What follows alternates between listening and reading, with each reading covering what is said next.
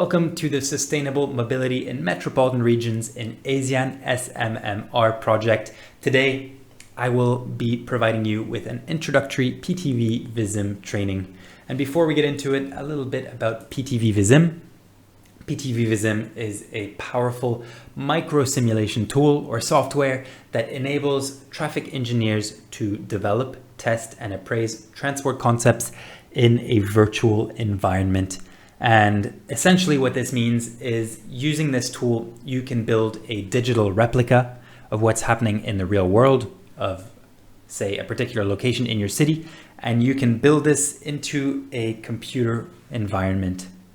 And as you know, every transport system has a unique composition, especially in Southeast Asia. You have cities with different types of vehicles, different driving behaviors, different road geometries, and this all has to be factored when you're modeling. And when you build a model, it should essentially reflect the reality on the ground. And to do this, you need highly flexible and customizable tools. And Vissim happens to be the industry-leading tool for precisely this.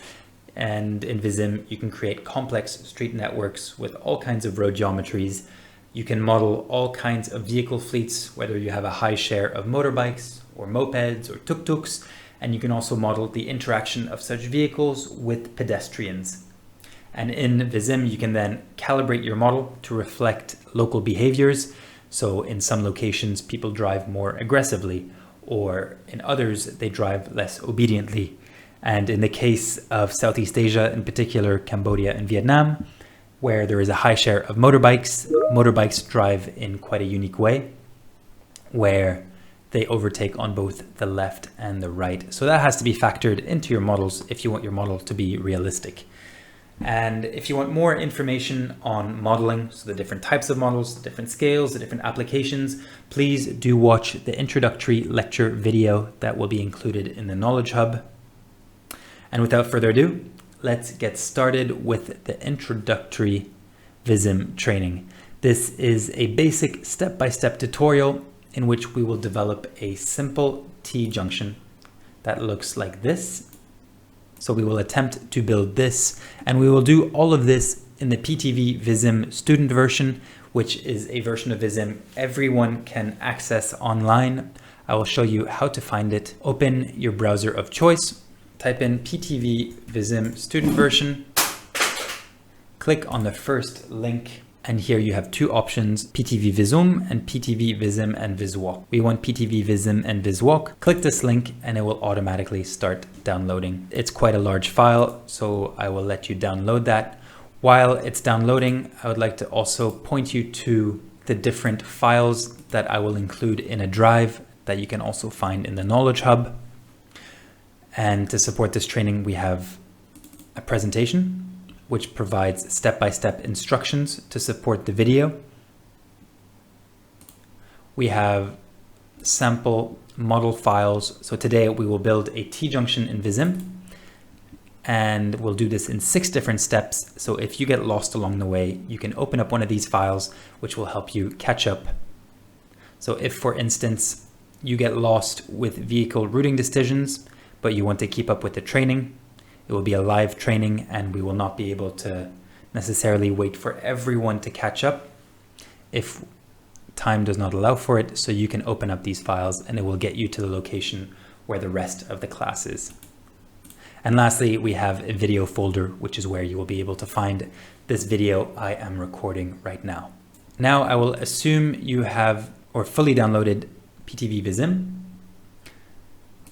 Please open up the student version. I would highly suggest that you install it in English. You can change this in the future, but just so you can follow along today, it might actually be easier if you download the English version. So when I talk about different objects, for example, say links, you have them appear in English. Great. So now the software is open. You should see this in front of your screen. So this is the PTV Vissim software. When you open up the software, you have a start page. We won't go into depth on this today, but it essentially provides you with updated information on PTV Vissim and Viswalk, information about the latest releases and the new capabilities of the software, some information on videos and on social media. And you also have the support services. So if you enjoyed today's tutorial, in the future, if you want to continue learning, you can come and use these resources. So they have first step tutorials, webinars, example models, and I can show you some of these later. And also you can view your recently used files. You mightn't have any yet because you have not worked with Vissim yet. Today, we will not focus on this. We will build something from scratch. So let's close the start page, click the X there. And before we get into building the model, I'd like to quickly walk you through the graphical user interface. So basically, what you see on your screen is the user interface. And there's a number of different windows. So here, the one highlighted is your network editor. This right here is basically your canvas where you will build your model. And you can see a Bing map displayed. This is just a satellite image. You can navigate the satellite image using your mouse. So much like in Google Maps, you can scroll in and out using your mouse wheel. So if I scroll forward, it zooms in. Let's move towards Cambodia. If I hold my mouse wheel in and click, I can pan around, but you can also use some of the tools here to navigate around this satellite image. So you can zoom in. Let's click on the magnifying glass, draw a square around Cambodia, Vietnam. Here we go, we zoomed in. You can use the hand here to pan around, but it's better to get used to using your mouse. It will accelerate your workflow quite considerably. So let's start with our workshop. Again, please refer to the training support presentation I have prepared. It will be very much what we're looking at today. But before we get into that, I'd like to quickly show you some of the other elements used in PTV Vissim. So here to the left, we have our network objects. So these are all the different objects we will use to build our base model in PTV Vissim in the network editor. And today we'll look at links. We will look at reduced speed areas, conflict areas, vehicle inputs, and I'll explain what all of these are. We won't cover all of them. We will not do anything related to public transport or pedestrians. We can follow up in the future. But for now, we'll keep it very simple. My goal for you today is that you understand how to use the interface, how to build very simple models. And in the future, if you're interested, we can follow up with something more detailed and complex. So again, your network editor is where you build your model. Your objects are the different objects you use to build your model in the network editor. And once you have built a model, you want to run your model. And for that, you have this toolbar right here. And running a model is essentially running a simulation. And you can control the speed of the simulation. And basically, whenever you run a simulation, PTV Vissim will collect a range of data, and you can then analyze this data. We won't be doing that today. We can do that in a future follow-up workshop. And very lastly, up here, you have a number of menus. We'll get to those in the future.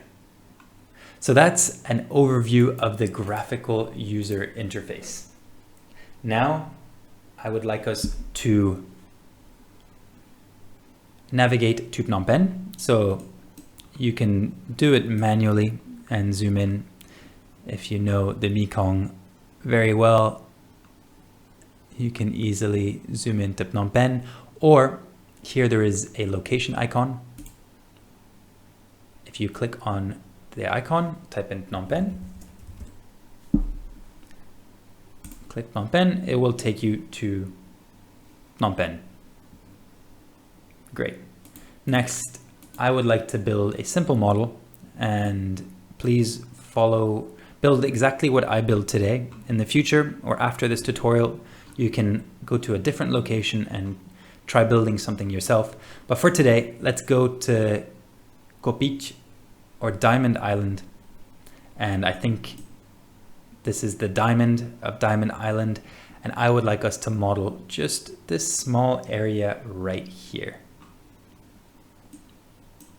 So let's get a little bit familiar with the road geometries at this particular location. And if you look at the supporting material, you can see here, this is what we will attempt to model. It's essentially a T-junction.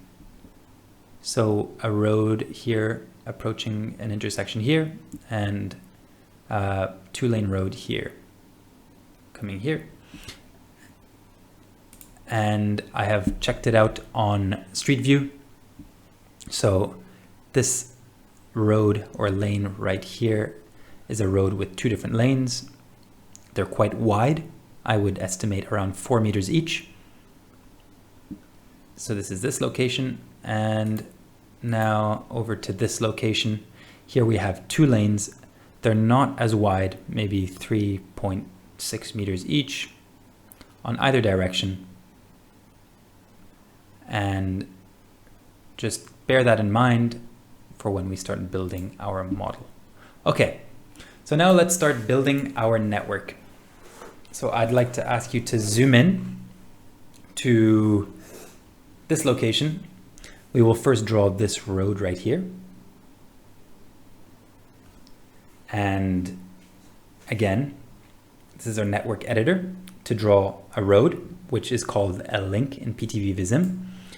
Go to your network objects. The first one is link, and a link is essentially a road. So click on it. It will be highlighted in yellow. So if I click, it highlights in yellow.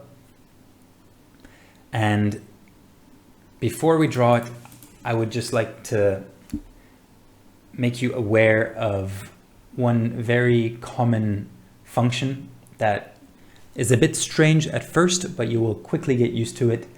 It's that of control right clicking. So to add objects, you will have to do a lot of control right clicking. And let's practice once with the link. So don't do anything just yet. Make sure you've selected link. Go to the beginning of this road on the right side. So say right here in the corner. On the control key, so press down the control key and hold it. Don't let go. And you will do the same with the right click on your mouse. You will hold it and you will not let go. So I'm right clicking and holding, still holding control as well. And now I can drag. And you can see the link will appear. If I let go, this window will open up. Let's close that for now. And let's try again. Holding control key, right click and hold, drag, and we have a link. So I want to end my link right here at the pedestrian crossing. So I will let go and we have ourselves a link. Okay, now take a good look at this window that just opened.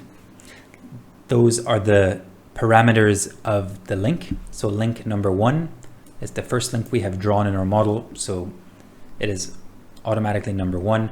We can give it a name. This is not necessary for this exercise. We can increase the number of lanes, but as we saw, it's only 1 lane in this direction. And we can adjust several things, but we won't do all of that today. I think we can just adjust the width. So it looked about 4 meters, so you can change the width to 4 meters. Press OK. And now we have ourselves our right lane. You can also see in gray the direction of traffic flow. So always make sure to start in the direction of traffic flow. So vehicles will be moving down this way. So if you look at our link,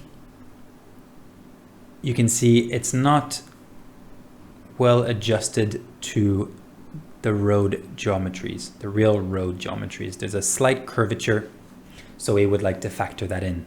And the way it's currently displayed makes it somewhat hard to see. So let's click on this icon here, it turns it into a wireframe view. So now you no longer see the road, but you see the underlying link and its information. And make sure it's highlighted in yellow. If it's not, just click on it. And we essentially want to add what is called spline points. And you will see what these are, but follow with me. So again, press and hold Control. Now you will right click. You will not hold the right click, just click once and you will see a dot appear. And that is essentially a spline. And I think it's quite evident the spline is used to adjust your link. So let's add another 2. Control, right click, Control, right click. And we have ourselves some spline points. So here I've adjusted it and I can turn off the wireframe view if I want. So again, you can click on this icon or Control A. Great, so we have ourselves our first link. This is for the right-hand driving traffic in this direction. Let's now create the link on this side. So you can repeat the exact same process. This time you would have to start from here and drag down, or highlight this link, make sure it's in yellow, right click, don't press Control this time, and you will have this menu window open. And if you look carefully here, we have generate opposite direction. If you click, left click, again, it's only one lane, press OK, and we have ourselves our second lane. So again, you can adjust that, Control A if you want. I think the geometries here are fine. If you're building a real model, chances are you will not be working off a satellite image. You might have a CAD DWG file, and you can really refine and adjust your road geometries to reflect the CAD file. Today, this is just a simple exercise, so don't worry too much about it. Great. So we'll repeat the same for all the other links. Leave the intersection space here clear for now, but you can see link 1, link 2. Let's add link 3. Again, starting in the direction of traffic flow. So let's draw link number 3 here. Control, right click, drag. So you're still holding, let go. Again, end over the pedestrian crossing. And this time, as we saw in the street view image, we want 2 lanes. So number of lanes, 2. Wasn't quite 4 meters. Let's put 3.6. Again, 3.6 for lane number 2. Press OK, and we have ourselves our second link. I'll go a little faster than I did the first time. Maybe add 1 or 2 spline points, whatever is necessary to make it look somewhat realistic. Great. Now generate the opposite direction. And if I'm going too fast, please feel free to pause the video and go back. Okay, so now we have both. Control A. This is what your network should look like. So before going any further, also make sure that the direction of these yellow arrows are in the direction of traffic flow. That's very important. If they're not, delete them, start again, and make sure to draw them in the right direction.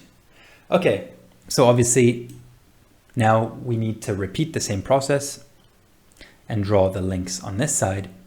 So you can do exactly what we did here, or you can copy and paste them. And to do that, hold Control, left click on link 3 and drag. So not right click, left click and drag the link over here.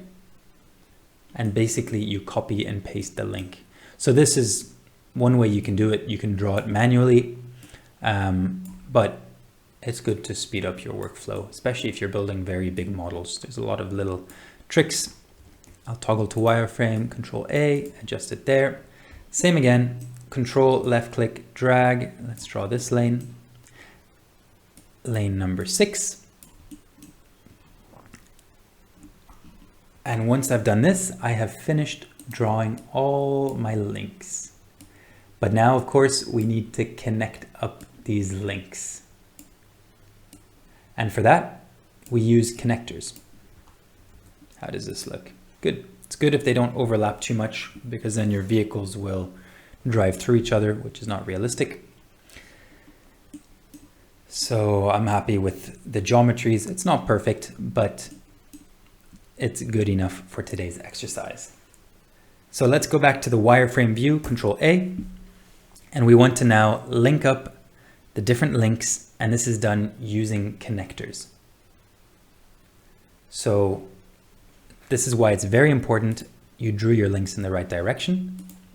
And before we do that, let's take another look at the way these links would come together. So again, I drew this in our supporting documents. So say, for example, you are a car or a motorbike driving along here. You basically have two options. You can turn right up here or left. So right or left. So from here, you have two options. From here, you can either go straight or you can turn left. So you have two options. From here, again, you can turn right or go straight. So in total, we have 6 different options, 2 per link. And we need to now reflect that here in the model. And that's done using connectors. So links, connectors. And to draw a connector, you still use the link network object.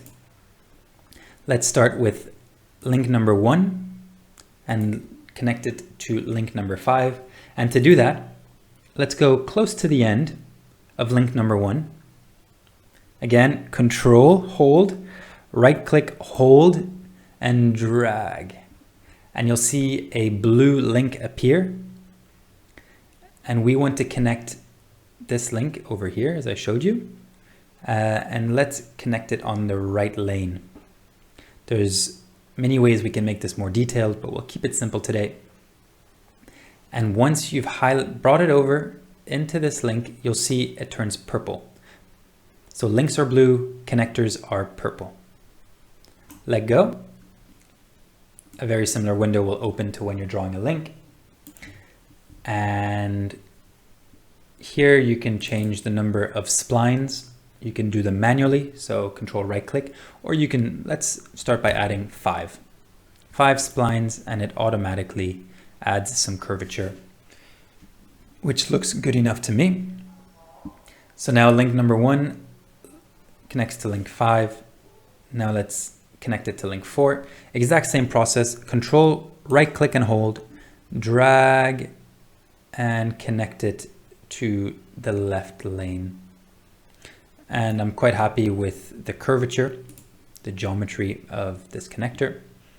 So here we have 1 link, 2 connectors. So that's done for link number 1. Let's do link number 6. Control right click, always try to do it towards the end. Drag it. See, if I do it in the opposite direction, the arrows will go a bit crazy. So if that's happening, your links are in the wrong direction. But here you'll see smooth connector. So here we have 1 connector, adjust it ever so slightly. And from link 6, you can also connect it to link 2. So let's do that. Left lane over here. I think this looks good. So again, 1 link, 2 connectors, and lastly, same again in the opposite direction. And once we've done that, we have ourselves our connectors. Great. So your network should now look like this. Blue links, purple connectors, Control A, and voila, we have ourselves a base model. Obviously, there's still a lot of work to do. This is essentially the space where the vehicles will be driving. So let's move on to vehicle inputs. So to add vehicle inputs, which is essentially the way you add vehicles in Vissim, is in your network objects. Here you have different objects related to vehicles, and we want to use the vehicle input. So click on that, it should be highlighted in yellow. And let's go back to link number 1. We can zoom in so you can see clearly what I'm about to do. And anywhere in link number 1, control right click, no need to hold, and you will see a black bar appeared and also a list opened. So if the list didn't open, on this black bar, right click, show in list. So get used to working with lists as well. And here you can see information about the vehicles that will enter the model from this location. So this is vehicle input number 1. The volume of vehicles is the number of vehicles that will enter. And generally this is for a 60-minute period. And let's put in a volume of vehicles. So here, for example, 250. And here we have information about the vehicles. So this is the vehicle composition. We can ignore the rest for now. And it's set to default. We'll get into that a little later on, but the default vehicle composition is essentially 98% private cars, 2% heavy goods vehicles, HGVs, which are trucks. We'll change that later on, but we'll work with the default for now. So link number 1 is done. Let's do it for link number 3. Again, always start at the beginning in the direction of traffic. So vehicles will enter here. They will drive here or here. Same on link 3. Vehicles will enter from here. You have the black bar. And we can do the same in link number 6. And control right click. You can see in your list the vehicle inputs will appear. So number 1 is here. This is this. Number 2 is up here. So you can see them in your network. And number 3 is here. So number 2, I imagine more traffic drives along here than here. So let's put a volume of 500 here and 600 here. Doesn't really matter.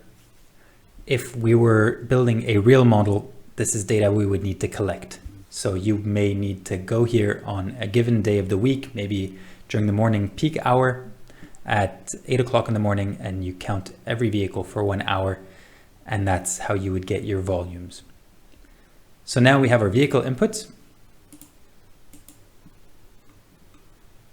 I will let you catch up. And for the first time, we now get to run our first simulation. We have our links and connectors, and we have vehicles entering. So to run your first simulation, you have to click on the play button up here, which is how you run a simulation. So click, it will ask you to save your project. I will save it. I will create a new folder, save it wherever you want. It's good to get in the practice of being organized. So we're building a T-junction for Ko Beach. I will create a folder like this.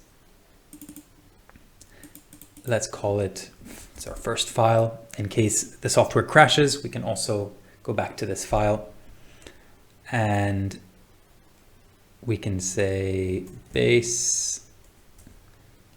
So we've got our base model and a network with some vehicle inputs. We save that, press OK, and because it's the student version, you have these watermarks appear on the screen. And you can start seeing vehicles enter the network. And if you press Control D, you can toggle to 3D mode.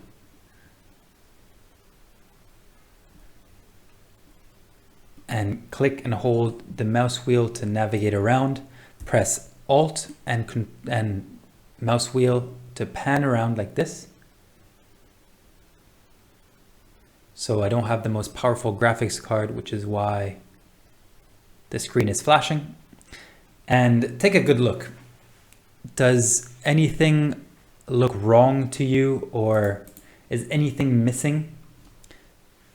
There's a couple things that don't yet make sense that you would not observe in the real world. And these are the next things we will fix.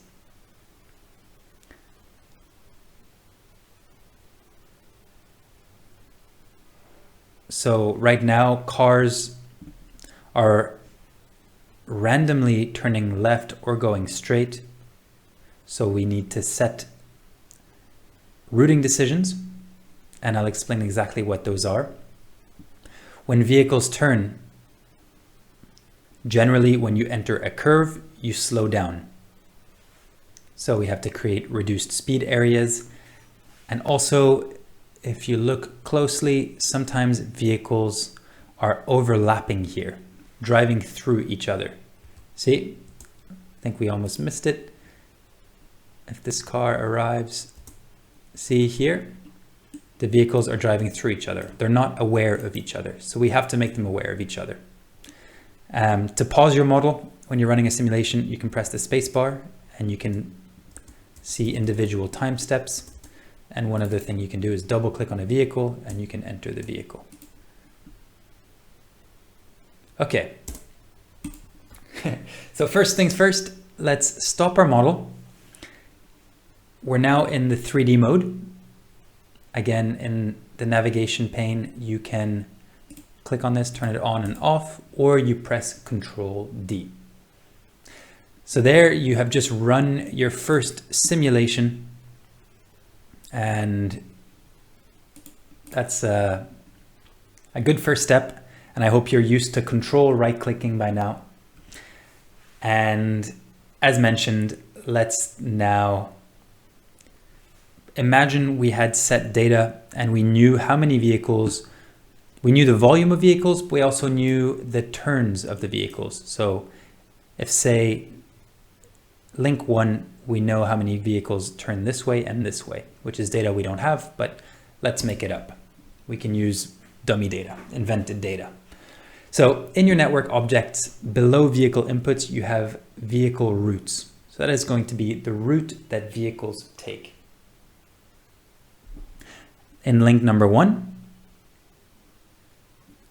control right click, and you will see this yellow elastic band appear. The beginning is purple, the end is blue. So if you're on link number 1, your vehicle, you can drive either this way or this way. And that's something we need to tell the model. So let's start here with the left turn. So you can drive here and bring the blue towards the end. Left click, and you will see you have the beginning, the end in blue. And now go back to the beginning, don't click on anything, and just follow the way the vehicle would drive. So he would turn here, and he would go this way. So from link 1, you can turn left or right, and these are the routes you can take. Click, and then right click somewhere outside of the object, and you can see down here you have your static vehicle routing decision number 1. and you've got your left and right turns. So this is static, and we assume we know the data, how many turn this way, how many turn that way. So in the list down here, you can see information, you can add names. So ignore all of that for now. The only one that's of interest to us is the relative flow. So for instance, I think the main bridge to leave Kopic is in this direction. So let's assume more vehicles turn left. So drive this way. So our relative flow can reflect this. So let's say 70% turn this way.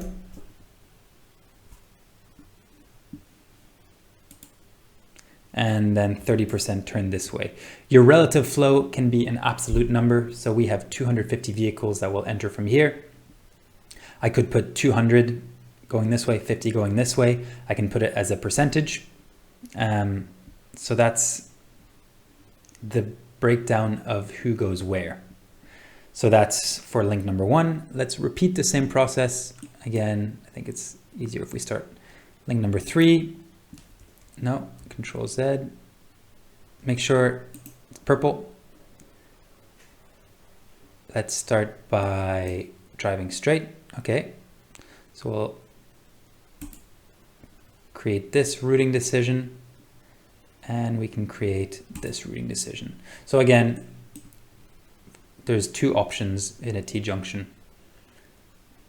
And here we see vehicle routing decision number 2 and the 2 options. We can update the relative flows, but first let's finish it.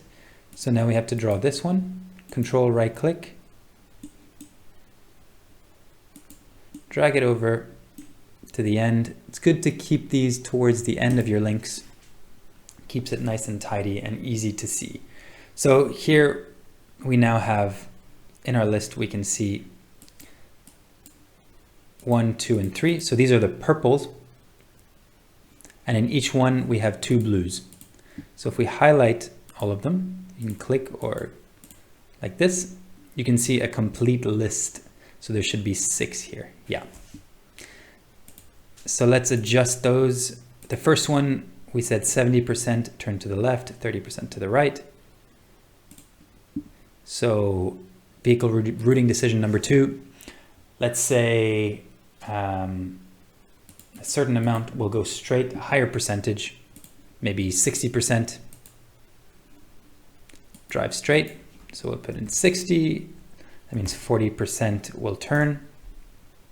And for the last one, let's say, I don't know, 80% drive straight and only 20% turn left. So now, unlike before where vehicles would randomly pick a destination, now we have assigned how many turn left, how many go straight. And that can be done if you have the data.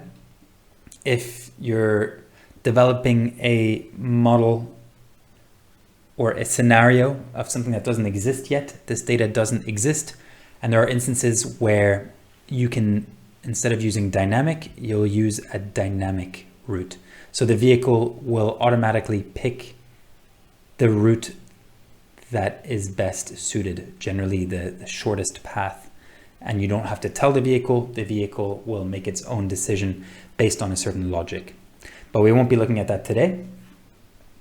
And with this, feel free to run your simulation again. We can save a new file, call it number 2 before we run. So here we have routing decisions. If we run it now, we're not going to count, but the vehicles will turn according to our configuration. You can speed it up here. So you can see the majority of vehicles here, 80% will drive straight. Okay. Another issue we identified earlier was vehicles overlapping. They're not aware of each other. So we have to set certain rules. And I don't know what the rules are in Cambodia, but I would assume that the vehicles driving here are driving faster and have a higher priority. So we need to reflect that in the model.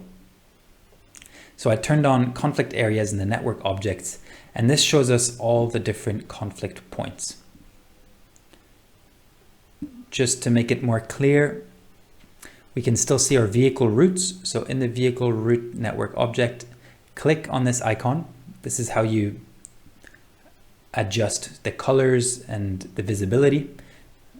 We can turn this off for now, so we don't need to see the vehicle routes.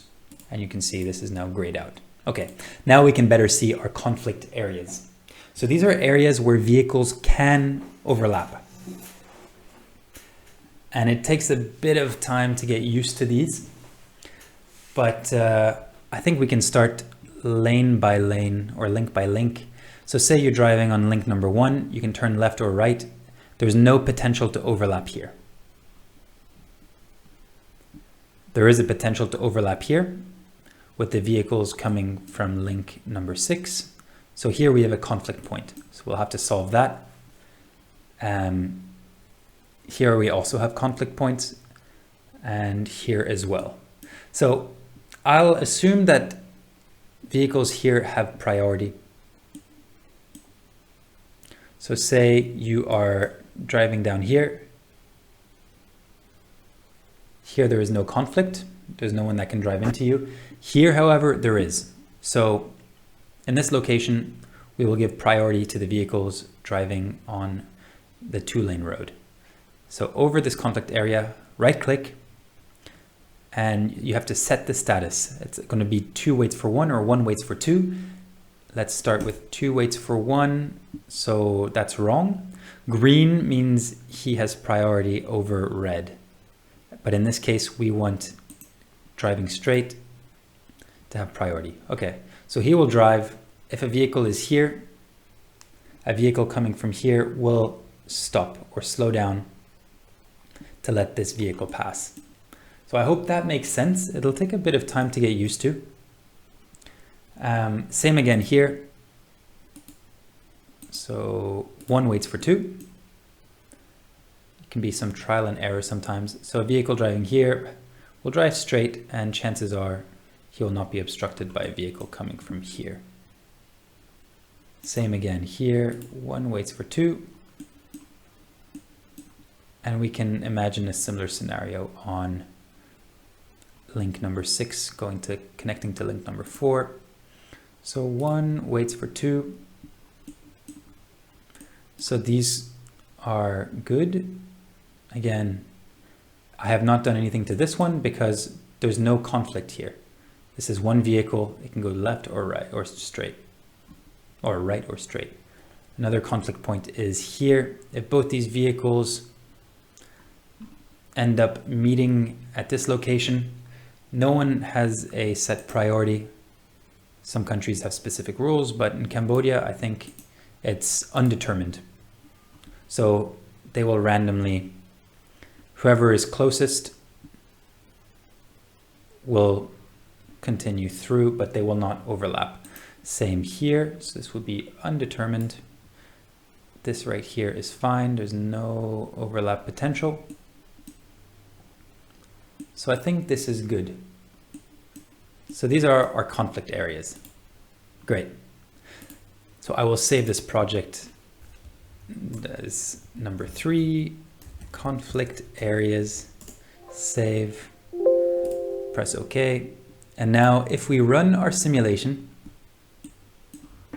it's going quite fast, you should not see any vehicles overlap. Let's wait for an instance where 2 vehicles approach. So you can click on this vehicle. In the quick view window, we can observe the vehicle speed 31 kilometers an hour, and he's slowing down to let the blue vehicle pass. So before we set our conflict areas, they might have just overlapped into each other. But instead he knows that this vehicle has priority. He has slowed down to 25 kilometers an hour, which is more realistic. Okay, so that was conflict areas. Another thing we can do is speed reduction areas. So in network objects, I'll quickly take a look at this. We haven't determined the speed because we haven't created a vehicle composition and created certain behaviors. We won't go into depth on that, but one thing we noticed earlier on is vehicles are approaching and turning and they're not adjusting their speed. I think in the default, the vehicles drive at 50 or 40 kilometers an hour, and they don't slow down when they enter curves. But in the real world, vehicles slow down when they enter curves. So for that, we create reduced speed areas. We'll just create a couple just so you remember to include them if you're ever building a model. And the way you do it is Control, right click and drag, and you create these yellow boxes. A window will open. This is number 1 because it's the first one we've made on our connector, which is link 1000 or 10,000. And the length doesn't matter. The vehicle, first let me show you. Now let's create in this box, right click, add, and you can assign a vehicle class. Later on, we can create our own vehicle class to have a high share of motorbikes. And the speed distribution, you're in a curve, let's set it to 25 kilometers an hour. So the length of your reduced speed area does not matter.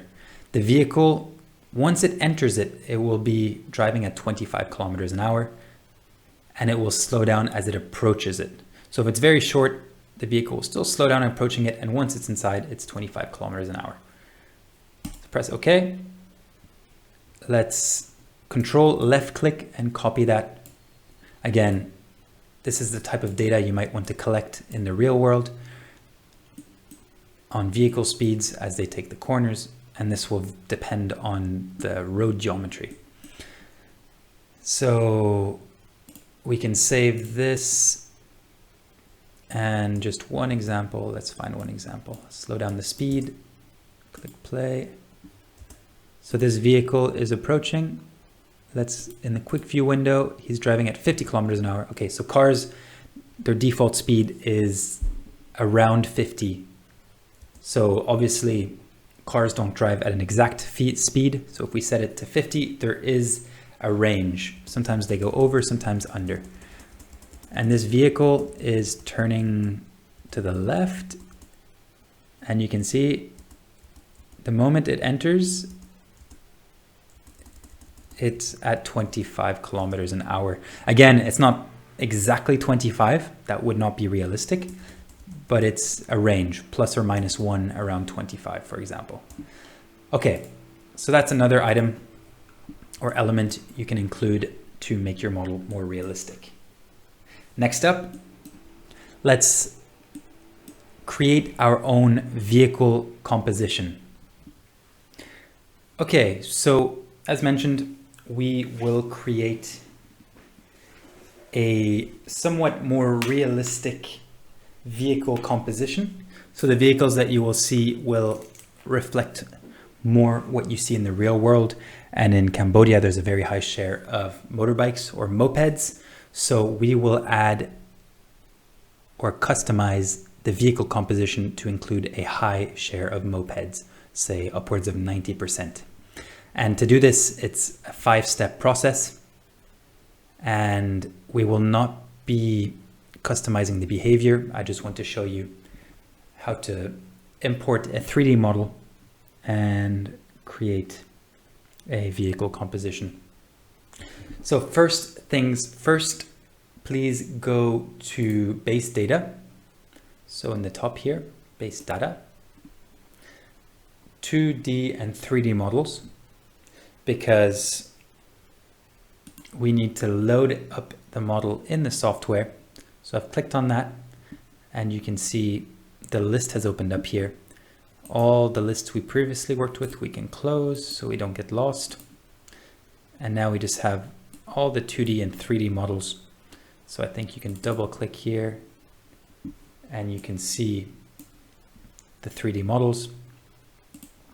And right now, you can see there's 23 different models in Vissim, but moped is not one of them. So we'll have to add this in. If it was, this would be a little faster, but it's a good opportunity to show you how it can be done. So to add the moped, click on the plus, which is to add a model. Apologies for the background noise. There's someone drilling somewhere close by. This window will open up. Here you can open the directory of default models. So although it's not loaded in the interface, there is a file with a moped model, so we don't have to import our own, although that is possible. So I've clicked on Open Directory of Default Models. A moped is a vehicle, so let's open Vehicles. It's a road-based vehicle. And here we have a number of different models, bicycles, motorbike. Here we have a moped, so it's a scooter. Let's double click on that. We'll work with that model, press yes. And here we have our model. You can customize it, change the scale, and do a number of different things. Some trucks or buses are articulated, so you can link different pieces of vehicles together, but we're working with a simple moped right now. We can change it to yellow to look like one of the go-to motorbikes you might have seen in Phnom Penh. Press OK. So now we have created a new model. There was 23, now there's 24. Let's call this, I don't know, Phnom Penh moped. You can call it whatever you want. And it's number 302. Great. So that's step 1. Now on to step 2. Click on base data. Distributions. So we want to determine the distribution of our scooter model. So in distribution, click on 2 to 3D model. It'll open up a new list. And again, you need to click on plus. We need to add this to our distribution list. Let's call it again, Phnom Penh moped, number 310. So here in this list, the wrong model is attributed. So we can update this to Phnom Penh moped, which is the one we added. Great. So I hope you're following along. If not, feel free to go back in the video. But basically, we started with base data, 2D, 3D model segments. Now we're 2D, 3D model distribution or elements. Next, we go back to base data. We go down to vehicle types. Here we have a number of vehicle types. And again, we need to add in a vehicle type, and this vehicle type will be the category. We can have our motorbike behave like a bicycle. I think that's more realistic, and we can, if we have time, adjust the speeds and the behavior, but it's a two-wheeled vehicle. So for the model, we'll put Phnom Penh motorbike. It can be further customized, but we won't think of that just yet. Click OK.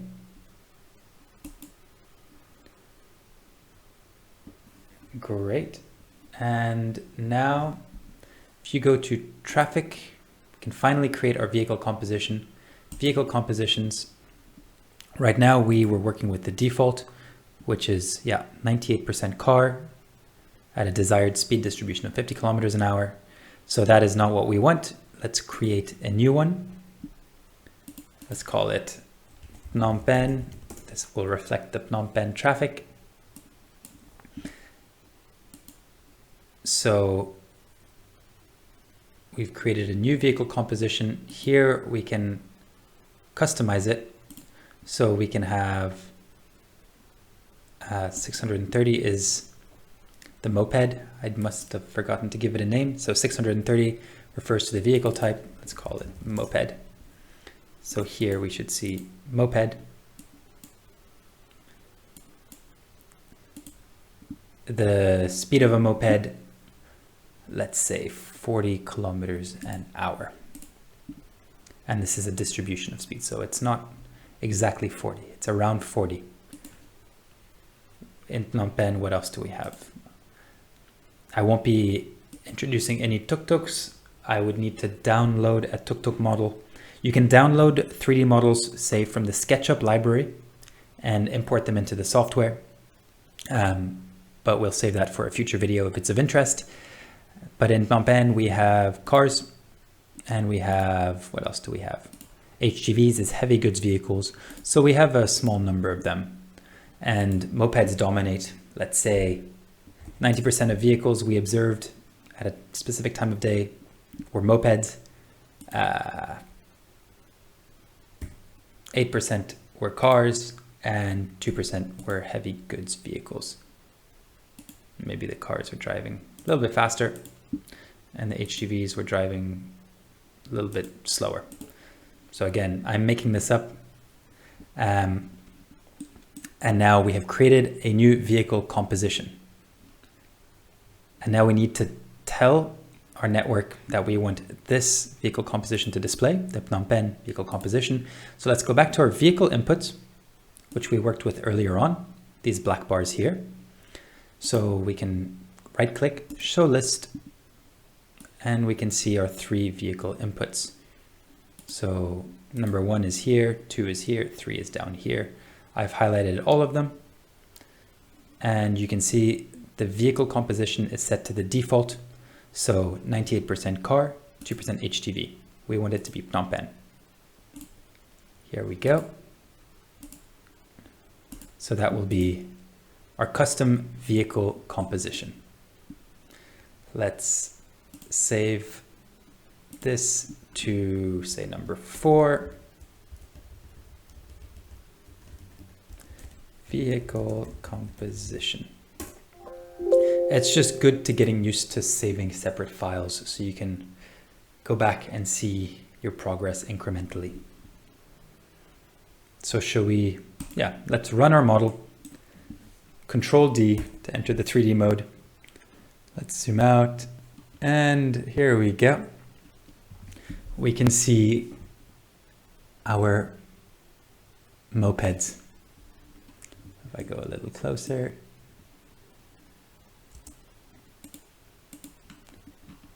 Here we go.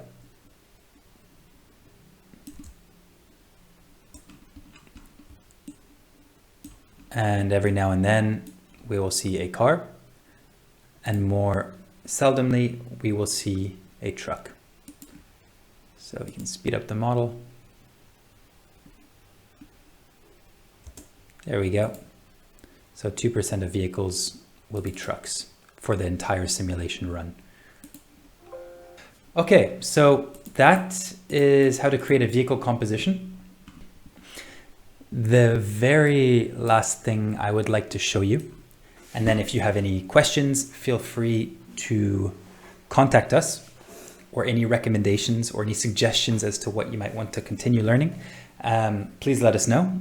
We are very happy to support you, and we obviously have a preference for real world projects.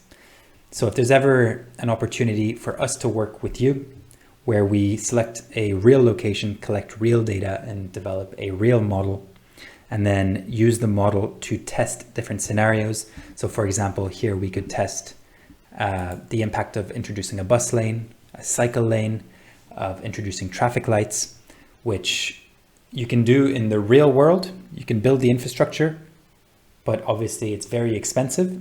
So it's great to have solutions like this where you can develop these solutions virtually, test them, see if they are good ideas, good solutions, before investing any serious money into developing real infrastructures. But just for fun, we can also add some 3D elements to it, just to make our model look a little more realistic. This is very much a scientific tool, and the visual components are not so important. But if you are working with a city administration, or you want to communicate your model to someone, it is nice if you can create a visually appealing output. Okay, apologies for all the drilling. So let's add some buildings. So in your network objects, we have static 3D models. So click on that, right click somewhere in the network. We will not import 3D models, we'll just work with what already exists in the software. And we can open the directory of default models, same as before. Let's go to buildings.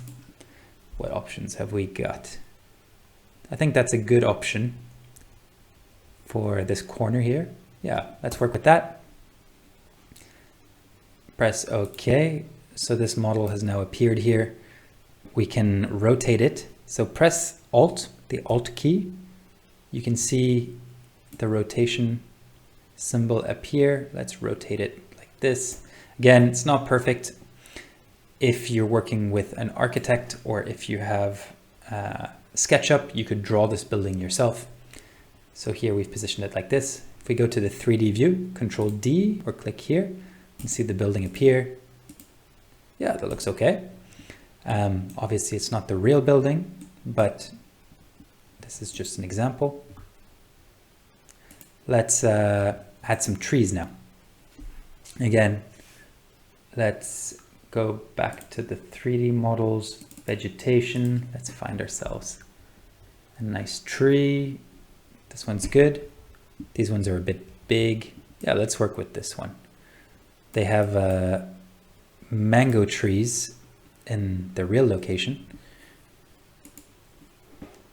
These are not mango trees. I don't think PTV Vissim has mango trees. So here you can see the real trees. Let's just overlay them here. And like we did with the links, Control left click and drag. And you can create a copy. Left click and drag. And let's just position them. You can try a different type of tree as you wish. So here we go. We can rotate these so they don't all look identical. Here I copied two by accident. There we go. There's a tree right here. So I think you get the idea. We can add maybe one more object. What else can we add? We can add, let's add, say, a bench. So static model, 3D models, let's see what we have. Buildings, infrastructure. Here we have a bench, simple bench, a trash can. Let's add a bench. Benches are nice. So here we have a bench. It's very small. And in Goat Beach, they actually have benches. Let's put our bench in between these two trees, because a bench without shade in Cambodia is not very useful. Here we go. Let's rotate it ever so slightly.